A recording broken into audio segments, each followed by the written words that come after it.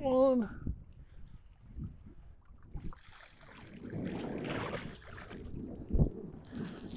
What's going on, guys? Welcome back to the channel.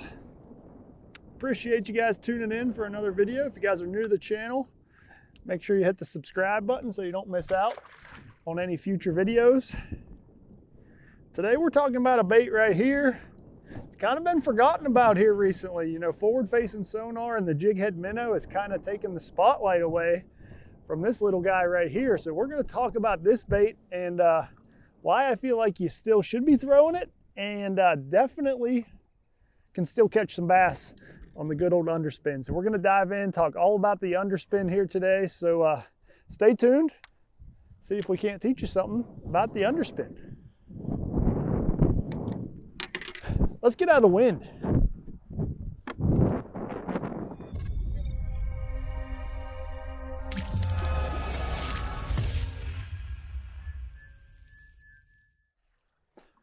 Okay, that's a little better. It seems like every time we try and do a video, the wind just gusts out of nowhere and makes the audio horrible. So, had to come move us out of the wind just a little bit. But as you guys saw, I just caught us a couple fish on the underspin. He's a little bent up, but let's dive in and talk all about underspin fishing. You know, this is something that's kind of gotten forgotten about here recently. You know, the jig head minnow has kind of taken over popularity, but the underspin is still a very, very powerful tool in especially clean water like we have here. You know, this is clean water, and they can see this bait from a long ways away. They can see the flash of that blade. They can feel the flat or the thump of that blade. And, you know, it pulls fish from a long ways away. So especially if you don't have forward-facing sonar on your boat and you're looking for a bait to fish more offshore, suspended fish, chasing bait fish, the underspin is still an excellent choice for that situation. Now, let's dive into the whole setup. We'll start with the equipment, and then we'll kind of talk about the areas that I like to throw the underspin. So, starting with the bait, this is the Epic Baits underspin. So the reason I like this one is this wire weed guard that you see me messing with right here. Is this wire weed guard is super sturdy when you're pulling it through cover. So I'm literally able to throw this bait right through the middle of a tree, a brush pile, whatever, and it just deflects right up over and gets out of there. But when a fish bites, you can see it bends.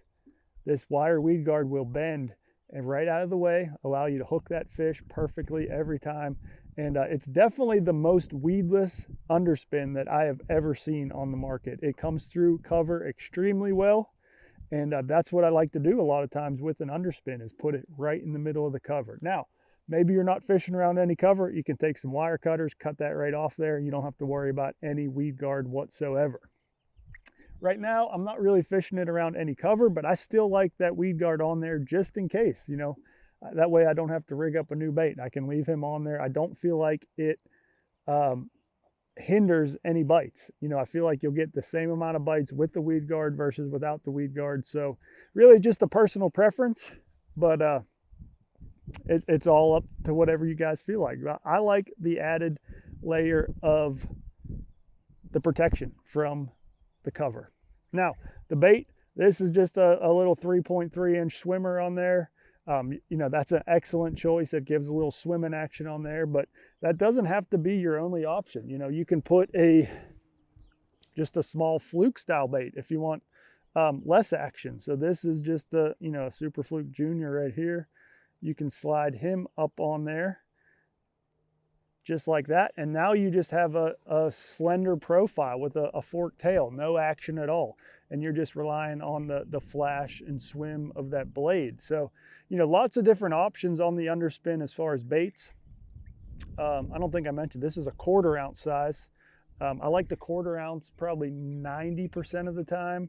If I'm fishing super deep, I'll go up to a 3/8, but the Epic underspin's available in a 1/4, 3/8, and 1/2 ounce. I don't really use the 1/2 ounce a whole lot. That's a pretty big, heavy bait. You'd have to be fishing pretty deep for that, in my opinion. But that right there is the setup for the underspin. Like I said, whether you want to use a fluke style, minnow style bait, you could use anything on there. Literally swim bait, or you could even throw, you know, your jig head minnow style bait like the scope shad right here. You can put all of that on the underspin the same as you would a jig head minnow. Now, the line to throw this, I like a little bit on the lighter side for line. So I like 12-pound Seaguar Tatsu. I like the Tatsu because it's a little bit thinner diameter than some of the other fluorocarbons on the market, and it allows that bait to get down deeper. The thinner the line, the deeper it's going to allow your bait to get. So I like the Tatsu for the underspin technique. 12-pound is generally what I start with. If I'm in super heavy cover, timber around, you know, I might go up to 15-pound, but generally speaking, I start with that 12-pound Seaguar Tatsu. Now, rod and reel, I like a little bit longer rod for this technique. Generally, you're making pretty long casts, whether it be into a ditch or, you know, a flat point, something like that, where you're just kind of slowly winding this. So I like a longer rod. That way, when I get a bite and I want to set the hook, I can reel down and sweep that rod and use that longer rod to my advantage to get a hook into that fish. Reel, this is just a Shimano Metanium that I'm using here. I like a 7.1-to-1 gear ratio. That's the most important thing in your reel, is going to be the gear ratio for the underspin. I don't want too fast and I don't want too slow. I don't want too fast because you can wind this bait too fast. It'll cause it to rise too close to the surface and not stay down where the fish are. But I don't want too slow because when you hook a fish, I want to be able to catch up to that fish fast and really be able to catch up to him if he's running at the boat or surging or whatever. I want to be able to stay in control of that fish. So that's why I choose the kind of the middle of the road with the 7.1 gear ratio reel. That's pretty much it for the equipment side of things. Now, kind of just touched on it, the locations that you want to fish this bait. You know, especially in the southeast, you know, the ditches are a extremely popular area for that. You know, the bait fish kind of swims through these ditches, and you can basically throw your underspin and kind of wind it over top of the bait, and those bass will come up through the bait and find your underspin. So the middle of a ditch, excellent place to throw an underspin, but that's not it. You could literally throw this bait across a flat point, throw it anywhere you would your small swimmer.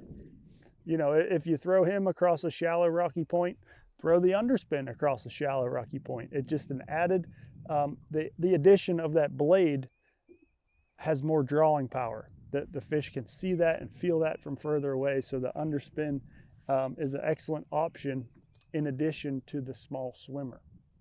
Now, like I said before, you can pull this bait through brush piles. So if you're looking for an alternative for brush pile fishing, an underspin is an excellent bait to just kind of reel right through the brush piles or trees, whatever it may be. You can honestly take this and almost use it as a replacement to a spinnerbait. With this wire weed guard on here, it's so strong in coming through cover. You could take this and almost pitch it into laydowns and kind of wind it like a spinnerbait. It's just another option of way to fish the underspin. So like I said, this bait's kind of been forgotten about here recently, but it is still a very powerful bait and catches a lot of bass. So you want to make sure you're still throwing the underspin. Don't forget about it like a lot of people have here recently. It's a powerful tool. So hopefully you guys learned something from this video. Appreciate you guys tuning in as always. Leave me those likes, comments down below. Hit the subscribe button if you haven't already, so you don't miss out on any of the future videos we got coming to the channel. And till then, we'll see you guys next time.